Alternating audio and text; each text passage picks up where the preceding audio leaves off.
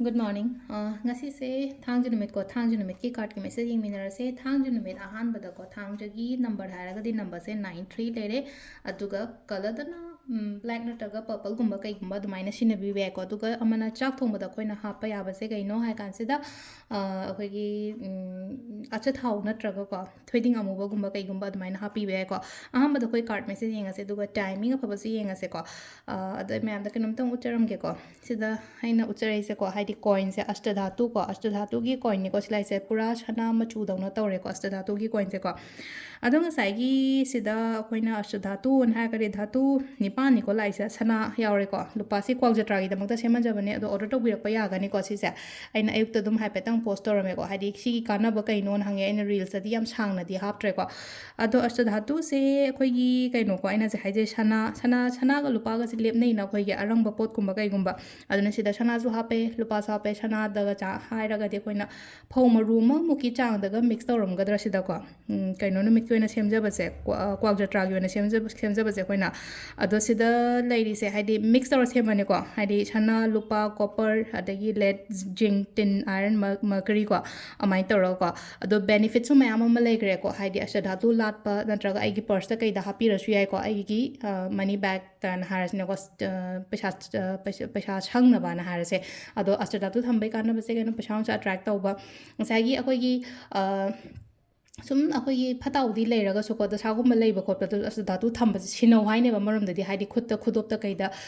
shiyo haine ko da astadatu je pak keno tawdam ne ko haidi magi timing gumba lei ko haidi saba khot pagi aduna anam na pesa kun gumba keno gumba da loina sanare ko thai je panjdatu natraga adu sida leina ko ma thambai kana badi pesa sa attract tawba phataudi ngak thokpan negativity negative energies mi nengjan ba khochan ba ama adu ma mayam am le ko adu keno ne akoigi astadatu je leiba matam da ne ko ina tongana keno hapsari side hadi kaino numit ki oina kwal jatra gi oina sadatu leiba numit kaino matam da ko moibung macha ma hape ko moibung macha apik pane se yong na hadi khutta size da le se ko dakshinavritti shankain hai je ko lakshmi gi moibung ne ko hadi akhoi gi lai gi mandir gumba thambira so imung manung shanti leina ba adu dum le re ko aduga pairai macha ma ga hape ko coin se leiba da si je dum hapsare khoina ko aduna hadi tongan ba hai tare ko si je combo ke ka kem ta na te ko si je coin se lei matam se da akoina kaino ma ga ko moibung macha ma kha ka pairai pictro pic macha ma ga dain taraga hape ko ado kaino numit ki oina harasne ko kwal jatra numit ki oina pairai macha mamangi da khoina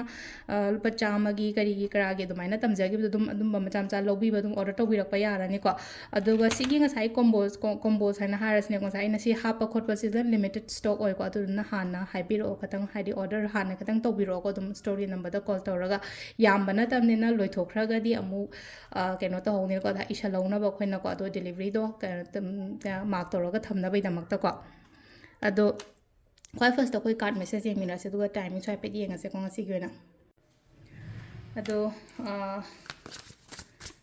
ꯅꯨꯡꯇꯤꯒꯤ ꯂꯧꯊꯣꯛꯄ ꯑꯗꯨꯃꯥꯏꯅ card ꯑꯍꯨꯝ ꯈꯛꯇꯪ ꯂꯧꯊꯣꯛꯆꯔꯛꯀꯦꯀꯣ ꯑꯗꯣ ꯀ꯭ꯋꯥꯛ ꯖꯇ꯭ꯔꯥ ꯅꯨꯃꯤꯠꯇ ꯂꯥꯛꯄ ꯑꯣꯏꯔꯣ order ꯑꯣꯏꯔꯣ ꯑꯩꯈꯣꯏꯒꯤ ꯁꯥꯏꯠꯇꯒꯤ ꯒꯪꯒꯥꯖꯜ ꯈꯤꯇꯪ ꯕꯣꯇꯜ ꯃꯆꯥ ꯑꯃꯃꯝ 50 mlꯒꯤ ꯑꯗꯨꯃꯥꯏꯅ ꯍꯥꯞꯆꯔꯤꯀꯣ ꯑꯩꯈꯣꯏꯒꯤ ꯁꯥꯏꯠꯇꯒꯤ 50 ꯅꯠꯇꯦ 100 ml 50 ml ꯅꯠꯇꯦ 100 mlꯒꯨꯝꯕ ꯀꯩꯒꯨꯝꯕ ꯑꯗꯨꯃꯥꯏꯅ ꯍꯥꯞꯆꯔꯤꯀꯣ ꯍꯥꯏꯗꯤ ꯄꯩꯁꯥ ꯂꯧꯖꯗ꯭ꯔꯦꯀꯣ ꯒꯪꯒꯥꯖꯜꯒꯤꯗꯤ aduna haidi ganga jal se 100 ml ama khoi gi store gi side te gi pot leiba matam da kaino numit ko na kwak jatra adagi diwali matam da su dum hapsarake ko mayam na dum yumda la su dum hapani aduga haidi adum yumda delivery oita su dum ising su dum pun dum hapsarani ko adu se le khoi card hum se ko ka number 1 consider 2 consider natraga 3 consider ama khanmina rase ko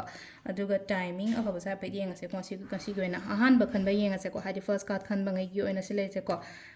wakanse hamaka buddhi loksing khatang phakchan ba type ta bain leba wakan phatta ba tension stress kumba kai kumba yam leiraga du maina oina leiba do oina oi ko ngasi se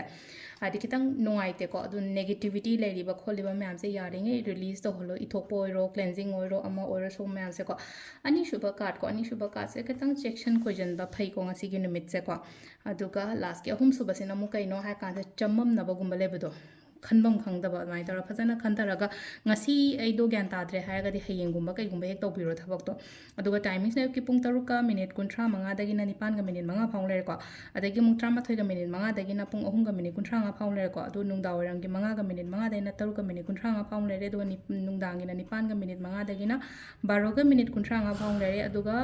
ꯅꯣꯡꯉꯥꯜꯂꯝꯗꯥꯏꯒꯤꯅ 3:35ꯗꯒꯤꯅ 5:05 ꯐꯥꯎ ꯂꯩꯔꯦꯀꯣ ꯁꯤꯁꯤꯅ ꯑꯩꯈꯣꯏꯒꯤ ꯉꯁꯤꯒꯤ ꯀꯩꯅꯣ ꯑꯣꯏꯅꯀꯣ ꯑꯐꯕ timing ꯀꯣ ꯑꯗꯣ ꯁꯤ ꯂꯩꯔꯦ ꯑꯩꯈꯣꯏꯒꯤ ꯗꯦꯂꯤ ꯀꯥꯔꯠ ꯃꯦꯁꯦꯖꯁꯦ ꯃꯌꯥꯝ ꯊꯦꯡꯛ ꯌꯨ